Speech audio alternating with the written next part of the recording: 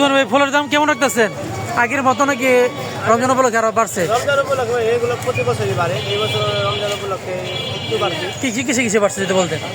মালটা, খেজুর, সম্পূর্ণই বাড়ছে, একটু মানে কিছু করে বাড়ছে আর কি। একটু বাড়ছে, কিন্তু খেজুরটা একটু বেশি বাড়ছে, মালটাটা মোটামুটি, আর অন্য সবগুলো মোটামুটি ঠিক আছে। এই সপ্তাহখানে গেলে আমার ঠিক দিলে। আচ্ছা ঠিক আছে।